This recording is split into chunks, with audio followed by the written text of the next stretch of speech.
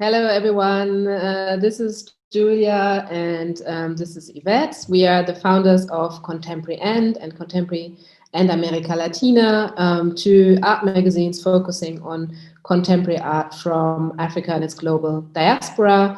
We are co-published by the IFA and also the Goethe Institute, and Contemporary and was founded in 2013. And we are really interested in this whole symposium and also in this topic, Museum Futures, where we will give some thoughts in a minute, because we work a lot with different museums. We feature reviews on our platform. We discuss a lot with artists from all over the world around the roles of institutions.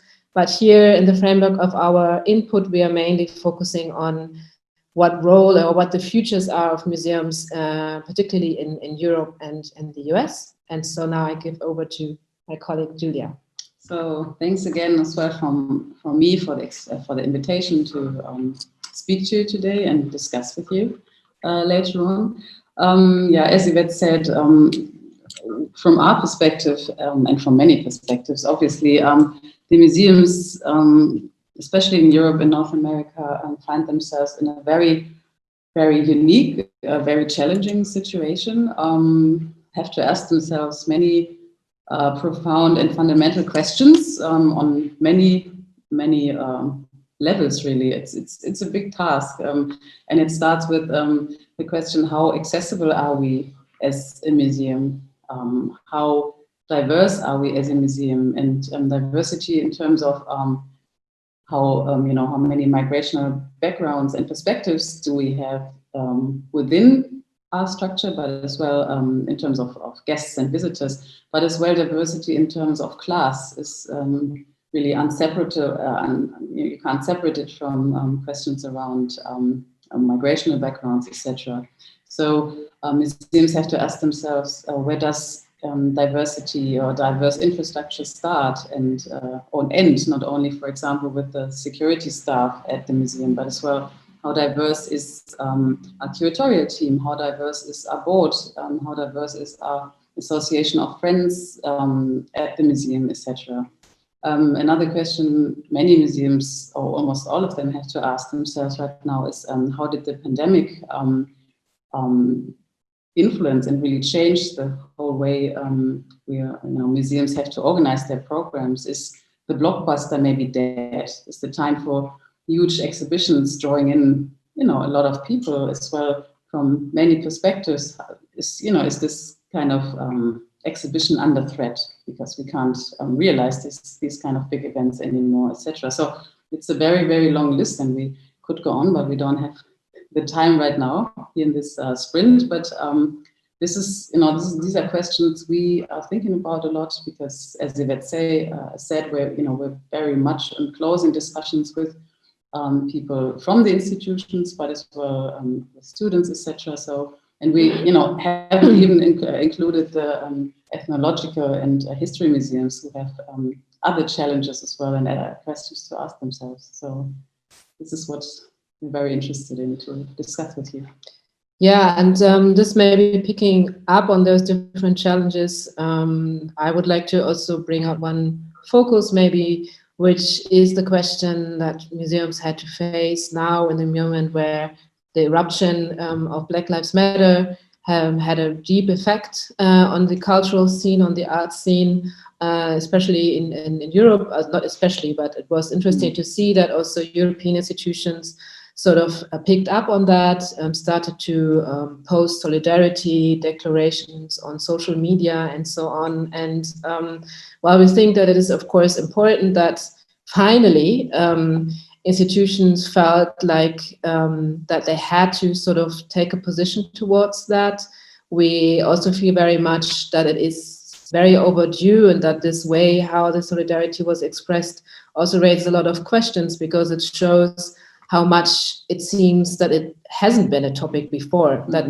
now suddenly many institutions rushed towards this, and we're trying to kind of make up for the lack of maybe interest or knowledge, or, kind of an ignorance towards how their own structures work. So I think this is something that really needs to be taken into question. And I think it's also important to point out that, because in our experience, also in our own interactions with museums most recently, because we also do offline projects where we work with museums, this moment right now has been handled like it is this current trend, or like this acute situation, which often feels like that it doesn't really, there isn't really the sensibility for the fact that this is just an eruption of something that has been there for decades, if not centuries. So there is a lot of that still needs to be acknowledged and needs to be listened to. And we think this is really, if you talk about the futures of the museum, it has to be also really about that, how to look into their own structures and what that means. Especially, I think, also European museums, many of them would probably say they don't have structural racism in their institutions. And I think this is also one reason why that's being said, or maybe often also being perceived like that, is that the definition of what racism can be is very different from various perspectives. And so for us, for example, racism is also the fact that there are so many collections and institutions that have ignored everything beyond Europe and North America for a really long time, and only starting now to kind of open up to look into what's being produced out there, like maybe in the past 3 or 4 years. So there are a lot of questions, I think, that also those people that are working inside the institutions have to face, even though it might be very uncomfortable. And I really am a strong believer in the fact that discomfort can only lead to change if it is like really complicated, if you have to face things, which includes also that you have to that you have to share power. And it goes into direction what Julia said about diversity, that it has to, means you have to maybe step back sometimes to make space to listen and to invite people also into the structures to work there, not on a one-off project or on a one-off symposium or a one-off performance, but in a really sustainable way. That means to build new positions where people can actually really start doing something on a long-term basis.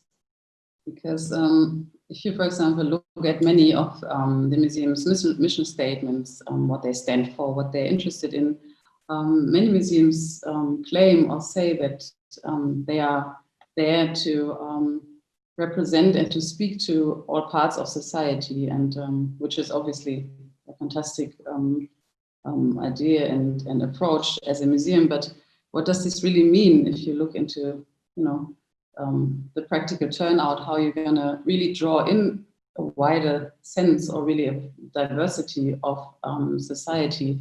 And obviously there are many ways, but obviously as well, it's very tricky to really, curate a program or have, as Yvette said, mentioned already, have a collection that really speaks to all visitors, really all visitors, and has artworks from artistic producers, from different migrant perspectives, etc.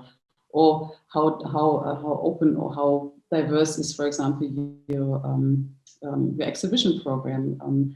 Many people, many museums don't, let's say, dare to open up in terms of letting in mainstream topics, because mainstream is the bad word in a way. Yeah, mainstream is not culture. So why don't, for example, museums show a more diverse program in terms of having a show on the Vikings, followed by a retrospective on Kerry James Marshall, maybe followed by a group show bringing together young digital artists, for example. Yeah? It's a very diverse program and brings in very diverse people, but we have, they have to deal with each other because there's society. And if the museums want to start really representing a whole, range of voices who, want to feel represented in that house, they have to start, doing a program reflecting this diversity.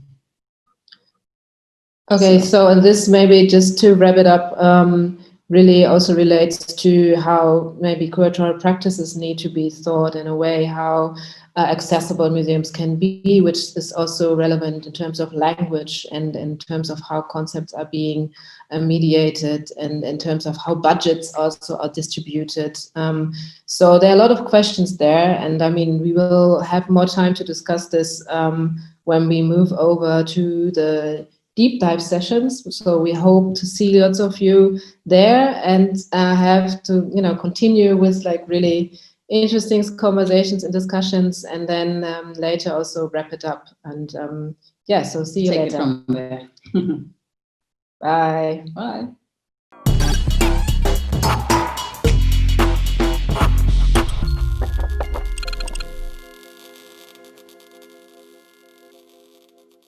You